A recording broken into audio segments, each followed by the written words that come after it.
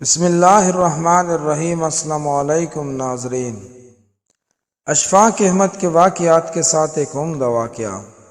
سعید Jeddah airport پر بیٹھا ہوا اپنی فلائٹ کا انتظار کر رہا تھا، جبکہ اس کے ساتھ ہی اس کا ہم وطن دوسرا مصری حاجی بھی بیٹھا ہوا تھا۔ اس کے چہرے سے آسودگی کی تراوت چھلک رہی تھی۔ دونوں حج کے مناسک ادا کرنے کے بعد واپس جانے والے حاجیوں میں شامل تھے۔ اچانک سعید کے ساتھ بیٹے حاجی نے ایک لمبی سانس لیا اور اپنا تعارف کرایا۔ میں بزنس مین ہوں اور الحمدللہ یہ میرا 10واں حج۔ اللہ پاک کا میرے اوپر بڑا فضل ہے اور میں سمجھتا ہوں کہ ہر حج کے بعد مجھے رب کی زیادہ قریب ہونے کا موقع ملا ہے۔ اس کے بعد اس نے استفسارانہ نظروں سے سعید کی طرف دیکھا، گویا جواباً اس کے تعارف کا منتظر ہو۔ سعید مسکرایا اور بولا، بھائی میرے حج کا قصہ کچھ زیادہ ہی طویل اور گنجلک ہے۔ میں آپ کا سر کھانا نہیں چاہتا۔ کوئی بات نہیں، ایک تو ہم یہاں انتظار کے سوا کچھ کر نہیں رہے، دوسرا یہاں کھانے کی ہر چیز باہر سے 20 گنا زیادہ مہنگی ہے، بس ایک سر ہی تو کھانے کو فری میں ہے۔ دوسرے حاجی عبدالباری نے ہنستے ہوئے کہا۔ سعید خیالوں میں کھو گیا، گویا فیصلہ نہ کر پا رہا تھا کہ اپنی کہانی کو کہاں سے شروع کرے۔ میرے بھائی، میں ایک پرائیویٹ ہسپتال میں فزیو تھراپسٹ ہوں۔ سعید نے آخر کار بولنا شروع کیا۔ میں نے 30 سال اپنی تنخواہ میں سے تھوڑی تھوڑی رقم کٹوا کر اس حج کی تیاری کی ہے۔ اس سال میرے حج کے اخراجات پورے ہو گئے تھے، جنہیں میں اسپتال کے فائنانس ڈپارٹمنٹ سے لے کر نکلا ہی تک ایک خاتون کو دیکھا جس کا بیٹا ایکسیڈنٹ میں تقریباً معذور ہو گیا تھا، مگر پچھلے 6 ماہ میں میرے انتہاک محنت اور پیار و شفقت کی وجہ سے وہ 50% ٹھیک ہو گیا تھا، جبکہ امید تھی کہ مزید 6 ماہ کے بعد وہ مکمل صحت یاب ہو جائے گا۔ اس خاتون نے مجھے سلام کیا اور بجھے ہوئے لہجے میں بتایا کہ وہ لوگ اسپتال چھوڑ کر جا رہے ہیں، شاید پھر ہماری ملاقات نہ ہو، لہٰذا میں آپ کو ڈھونڈ رہی تھی، جس پر مجھے کافی اجنبہ ہوا۔ مجھے لگا جیسے وہ میرے علاج سے مطمئن نہ ہو۔ کیا آپ میرے طریقہ علاج سے مطمئن نہیں ہیں؟ میں نے اس خاتون سے سوال کر ہی دیا۔ نہیں ڈاکٹر صاحب، ایسی بات نہیں ہے، آپ نے تو بچے کو ڈاکٹر کی بجائے باپ بن کر سنبھالا ہے، میرا تو رواں آپ کو دعائیں دیتا ہے۔ آپ نے میرے بچے میں نہ صرف جینے کی جوت جگا دی بلکہ اپنی ڈیوٹی سے ہٹ کر اس کو وزٹ کیا، تحفے تحائف بھی دیے، جس کے لیے ہم میاں بیوی آپ کے بہت شکر گزار ہیں۔ پھر آپ اسپتال چھوڑ کر کیوں جا رہی ہے؟ میں نے حیرانگی سے پوچھا، مگر وہ میری بات کا جواب دیے بغیر مریض کے کمرے کی طرف چل دی۔ میں سیدھا ایڈمن آفس کی طرف گیا اور بچے کا کمرہ نمبر بتا کر پوچھا کہ یہ لوگ اسپتال کیوں چھوڑ کر جا رہے ہیں۔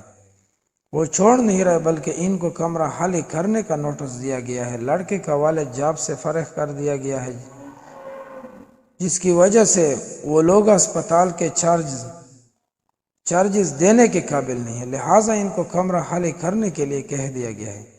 میں وہاں سے مینیجر صاحب کے آفس میں گیا اور ان سے درخواست کی کہ بچے کو علاج جاری رکھنے کی اجازت دی جائے، مگر میری بات ابھی پوری ہی نہیں ہوئی تھی کہ مدیر نے نہایت رقائی سے کہا، سعید، یہ ایک پرائیویٹ ہاسپٹل ہے، کوئی چیارٹی ادارہ نہیں ہے، یہاں وہی علاج کرا سکتا ہے جو اخراجات کی سکت رکھتا ہے۔ مدیر کا دو ٹوک جواب سن کر جو ہی میں مڑا تو میرا دایاں ہاتھ میری جیب سے ٹکرایا جس میں میرے حج کے پیسے رکھے ہوئے تھے۔ دفتر سے نکل کر میں نے آسمان کی طرف دیکھا اور کہا کہ اے اللہ، تو اچھی طرح جانتا ہے کہ مجھے تیرے گھر آنے کا کس قدر شوق ہے، اور اب جب کہ میرا خواب ایک حقیقت بننے والا ہے تو اس بچے کی زندگی کا سوال کھڑا ہو گیا ہے۔ اے اللہ، میں مجبور ہوں، مگر تو بے نیاز ہے، میں حج پہ نہ آ سکا تب بھی مجھے اپنے فضل سے محروم مت کرنا۔ میں وہاں سے سیدھا اکاؤنٹنٹ آفس میں آیا اور بچے کے اگلے 6 ماہ کے اخراجات جمع کرا کر اس کے ڈسچارج آرڈرز کینسل کر دیے۔ الحمدللہ میرا دل سکون سے بھر گیا، مگر حج پہ نہ جا سکنے کی کسک اپنی جگہ تھی۔ پھر آپ نے جب اپنے حج کے اخراجات اس عورت کے بچے کے علاج کے لیے دے دیے تو آپ حج پر کیسے آ گئے؟ عبدالباری نے بے چینی سے سوال کیا۔ میں جب گھر آ کر لیٹا تو حج کے مناسک کا ایک منظر میری نظروں میں گھوم رہا تھا۔ میں نے کئی بار بیت اللہ کا خیالی طواف کیا تھا، کئی بار لبیک اللہم لبیک کہتے مجمع کے ساتھ اپنی آواز ملا کر اس کا حصہ بن گیا تھا۔ پتہ نہیں کب میری آنکھوں سے آنسو بہنا شروع ہو گئے اور میں بہتے ہوئے آنسوؤں کے ساتھ ہی سو گیا۔ میں نے دیکھا کہ میں بیت اللہ کا طواف کر رہا ہوں اور لوگ مجھے میرا نام لے لے کر حج کی قبولیت کی بشارتیں دے رہے ہیں۔ حاجن مبرورن یا سعید، حاجن مبرورن یا حاج سعید، لقد حججت فی اسماء قبل ان تحج فی الارض، دعوتک لنا یا حاجن سعید۔ اے حبیب، اللہ نے تیرا حج قبول کر لیا، تو نے زمین سے پہلا آسمان پر حج کیا۔ اے ہمارے حج کی قبولیت کے لیے بھی دعا کرے۔ اسی کیفیت میں فون کی گھنٹی نے مجھے جگا دیا۔ فون پر اسپتال کا مینیجر تھا جو کہہ رہا تھا کہ اسپتال کا مالک حج پر جا رہا ہے، وہ اپنے خاص معالج کے بغیر کبھی نہیں جا سکتا، مگر اس دفعہ اس کے معالج کی بیوی شدید بیمار ہو گئی ہے، جو بیوی کو اس حال میں چھوڑ کر بوس کے ساتھ حج پہ نہیں جا سکتا، لہذا آپ کو ان کے ساتھ بھیجنے کا فیصلہ کیا گیا ہے۔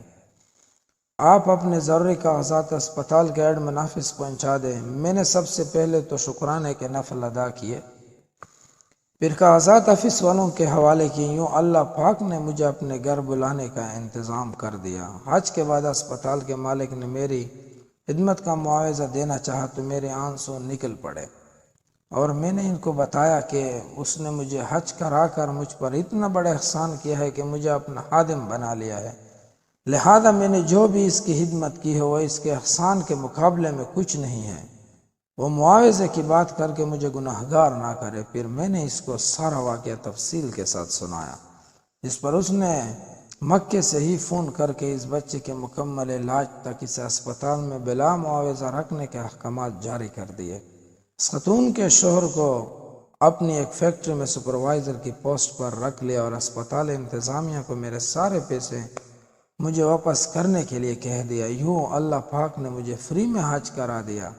عبدالباری کی آنکھوں سے آنسو جاری تھے۔ اس نے اٹھ کر سعید کا ماتھا چوما اور اسے مبارکباد دی اور کہہ دیا، میں سمجھتا تھا میں نے 10 حج کر کے اللہ پاک کا بہت قرب حاصل کیا ہے، مگر آج مجھے لگتا ہے کہ میرے ایسے 1000 حج بھی تیرے اس ایک حج کے برابر نہیں۔ میں تو خود حج پر آتا رہا، جبکہ تجھے تو اللہ تعالیٰ خود ہی اٹھا کر اپنے گھر لایا ہے۔ حاجی سعید، اللہ پاک سے میرے حج کی قبولیت کی بھی دعا کر دو، اللہ تمہارے حج میں بھی برکت نصیب کر دے۔ جب دل سے نیکی کرتے ہیں تو اللہ تعالیٰ وہ بھی دیتا ہے جس کے لیے آپ پریشان ہیں، اور اپنے گھر کو بھی بلاتا ہے۔ سب دوستوں سے گزارش ہے کہ اچھے واقعات حکایات کے لیے چینل کو ضرور سبسکرائب کریں۔